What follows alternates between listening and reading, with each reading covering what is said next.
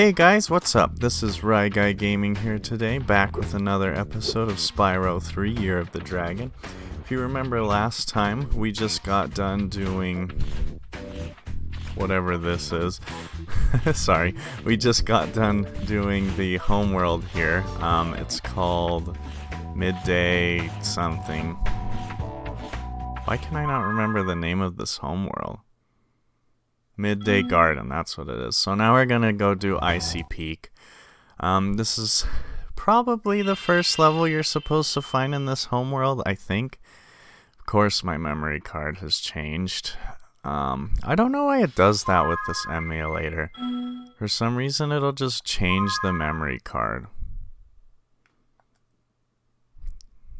And it's really kind of annoying. Yes. Okay, there we go. I don't know if I'm gonna leave that part in. I've been trying to clear. But this level, I really like the cannons because... Oh, inverted. I always forget the cannons are inverted. But because they shoot straight, like, instead of having an arc...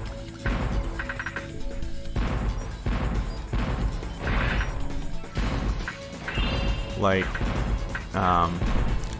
pretty much every other cannon except the ones in these levels will have an arc to their shot, but these ones kind of shoot some kind of projectile that shoots straight out forward.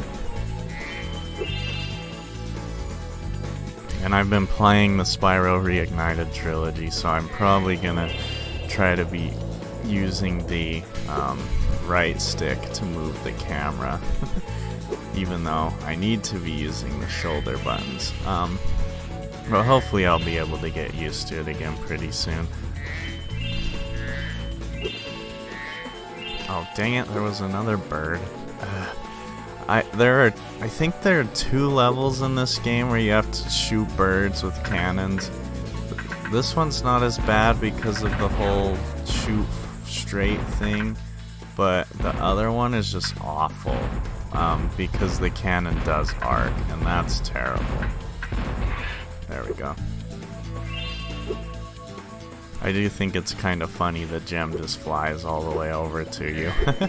So, it actually is possible, if I can get up here, to jump over there. It's just extremely difficult, and you basically have to get, like, the perfect jump. So I'm not going to try that trick. If you'd like to see that trick, go watch a speedrun of this game. But yeah, I'm not going to do it. In fact, they might not even do it in this one. They might not even do it in the 100% run. They might only do it in 100 egg, which is the any percent before they discovered all the skip glitches. Or do you still need to get a... No, you don't need 100 eggs. You still have to go through every... Oh, yeah, they do it in any percent, because you still have to go through the levels. I remember now. Because you have to get the characters to unlock the flight devices. You gotta be careful with these kamikaze weasel things that are freaking nuts. And then, right here, you're supposed to go all the way around and get up there, and then jump onto this, but you can actually just kind of do it from here. And it makes it so much nicer, because then you can just come down here and grab these, and you don't have to worry about it later. And the Sparks range boost, I don't know if I've mentioned this before, I probably mentioned it last episode, but it seems to be buffed underwater. Like, Sparks seems to be able to grab gems from way further while you're under the water. I suppose you noticed that I'm talking more in this episode.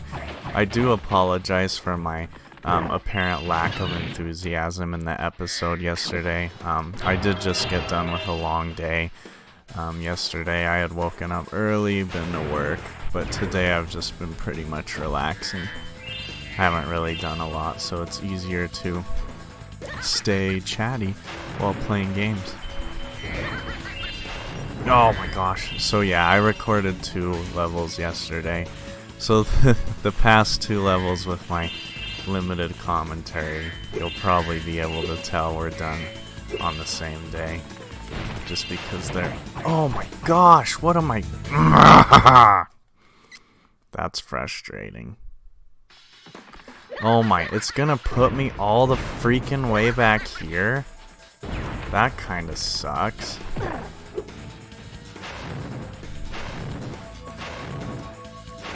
Jeez. So, here's the thing. I know I said I wasn't gonna do this, but like, man, sometimes the controls on this game, like, I think people forget how bad they were. I hear people saying that Reignited controls are awful. I think people forget how weird this game is to control. Like, if you have them, if you have Reignited, go get an emulator and try to play this game. Tell me which one feels worse, because I'm pretty sure it won't be this one. I'm pretty sure it won't be Reignited. Reignited might feel different from this one, but I think Reignited feels like butter compared to this. Spyro just has a really weird way he turns. Unless you're in the air, it's kind of not nice. But that, like I said, I don't want to try to compare too much to Reignited here. I want to save that for the Reignited videos, and that's what I'm going to do. So I'm done talking about it here. But yeah, now we have to try to nail this other bird. I swear they go up and down freaking a ton. Do I have to hit this rocket again? No, it still went off. Good. So now sorry I hit my desk. I hope that doesn't show up in the audio. I was thinking when I do Croc, I'm going to turn up the audio a little bit just so you can hear the freaking amazing music. I'll turn down the game sounds because Croc vocalizes a lot, but you guys need to hear the music for Croc. It's so good. I actually have it all on my phone. I need to get the Spyro music on my phone too. Not all of them, but some of the tracks are quite exceptional. Alright. Time to mess with these boys again.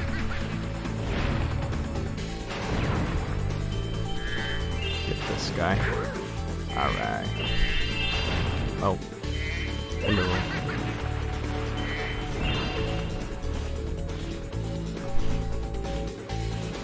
Grab these precarious near the edge gems.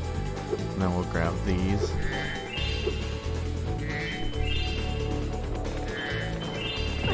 This level is actually, if you haven't played it for a while, it's really easy to forget, like, how to get to all the secrets. I mean, if you look around for a minute and think logically, you can usually remember what the heck you're supposed to do. But especially for a first-time player, I think this is a particularly tricky level to make sure that you get everything. Oh, I guess Sparks grabbed that gem. I'm not used to him being so accurate, because I was playing Spyro 1. Which, I really like Spyro 1 as like a collectathon just because it's so simple. Like, if you just like to run around and grab crap, Spyro 1 is your game. Like, you don't have to do silly challenges. Not that I don't like the challenges, but I mean, it does break up the flow of collecting, and some people like that. And it is nice for me too. I'm just saying I like the game. What I'm trying to say is I like Spyro 1 and Spyro 2 and 3 for different reasons. Like, if I want pure uninterrupted collecting, I'll play Spyro 1. And if I want, you know, like a really good varied platformer, I'll play 2. And then if I want a game with a ton of variety, probably too much variety, I'll play 3. But that's debatable. I still really like 3, even though I probably... my rankings for Spyro is weird. Because when I was a kid, I would have told you my ranking was 2, 3, 1. Now, I don't know. Just because 1, like I said, 1 is kind of different now for me. 1 is kind of like a casual collector. So I don't know if I can really rate it along with Spyro 2 and 3. I think 2 will always be my favorite, especially just because that was the first one I played. But I mean, it also seems to have like the most tight mini games. I would definitely say that this one has some more difficult mini games, but I don't know if that's necessarily always a good thing. No, okay, good. He goes around that mountain if you don't get him quick enough. There was no way I was gonna wait for him to fly back around the mountain. Except, of course, if I missed, I was going to have to. I actually just got done playing Shadow of War. I've been wanting to play that game forever, and I finally picked it up the other last week, I think, and I've played through it now. Got the true ending. Apparently it used to be a lot worse of a grind to get the true ending, but over the summer, Monolith, I think that's the developer, they kind of nerfed it, which is really nice, because like it was fun the way it is now. I think if I had to do it for any longer though, like you used to have to, I think it would have got pretty annoying, so I can understand the complaints. But I think Shadow of War was an excellent game. I heard people complaining about the story. I thought the story was just fine. But then again, I'm never a too harsh judge of stories, because I definitely know I couldn't write one that was better. You know? I mean, and I know that's not a reason to judge stuff. Like, just because I can't make a video game doesn't mean I can't say a game is bad, in my opinion. I'm just saying that, like, I don't like to call stories bad as long as they aren't like really bad. Like, sure, sometimes I can notice when things are off, like a character does something that it doesn't seem like they should be motivated to do. Like, there is kind of a plot twist where one of the characters in Shadow of War does something. Her name is Eltariel, I think. Everyone's name kind of sounds the same. I'm pretty sure her name is Eltariel, and she does something near the end. Depending on how you play, it's probably like the 2/3 point of the game. But if you play like me, just non-stop, it's probably more like the 4/5 point of the game. And so, anyway, she does something that seems a little bit kind of change of her character and rushed, but I didn't care. It was because it was cool. That's my thing. As long as the twists and stuff are cool, even if it doesn't really match the motivation, like, I'm good. Like, if it sets up for something better, I'm okay with it, but people disagree. But here I am talking about Shadow of War on a Spyro game, and that's just because I'll never play it on my channel. Like, that's just one of those games that you play by yourself, really, just because it's such a grind, to be honest. So in Reignited, there is one thing I will mention. In this level, if you fall off, you don't lose any lives. I don't know if that's the case in this original, though. And I might try it, actually, after I knock this guy out. There we go. I fell off anyways. I'm gonna jump off, so how many lives do I have? Do I have to go on the menu to pull up? How do I tell how many lives I have without opening the menu? Oh, I have 12. Okay, let's see.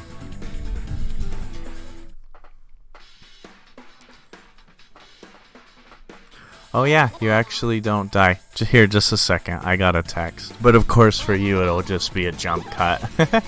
Alright, so let's go and wreck this red dude. This guy can be pretty confusing, because he goes like everywhere. He'll switch paths. He never really follows the same path every time, so you gotta keep on top of him. Ooh. But yeah, like, I tried to do the first game, Shadow of Mordor, on my channel. I tried to do a no upgrades run. First of all, a no upgrades run of that game takes forever, because it takes forever to do any combat encounter, just because the orcs are so tanky. And there's no difficulty, so it's not like I can turn it to easy. But for my no upgrades run, I usually do it on the hardest difficulty, so that doesn't really work out. So I kind of quit that series. I still plan on doing the Batman ones. In fact, I just ended up rendering the last episode. The thing with Batman is it's just so story heavy, and I haven't really had the time to play it. But this game where I can just sit down and play a couple levels at a time is really nice. Oh my, okay, good. Alright, now we just have to go pick up the last couple gems in here, and that should be all the gems in the level, and then we should just have one more egg.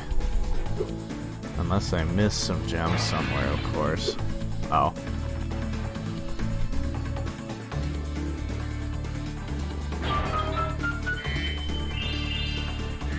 Please be all of them. Yes. Okay, good. Uh-oh. Alright, let's get out of here.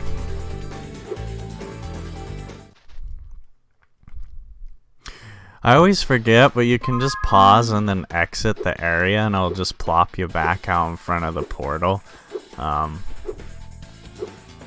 But so that's pretty handy if you don't want to have to sit through the or have to run back to the door. Step right up.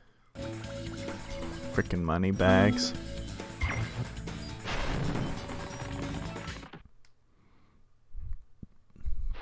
Alright.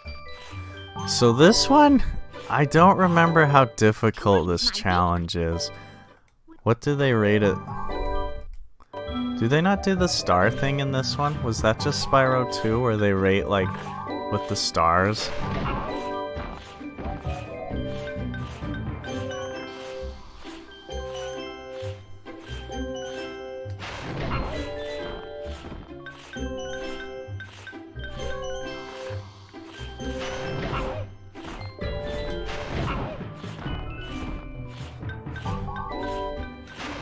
This might be dumb.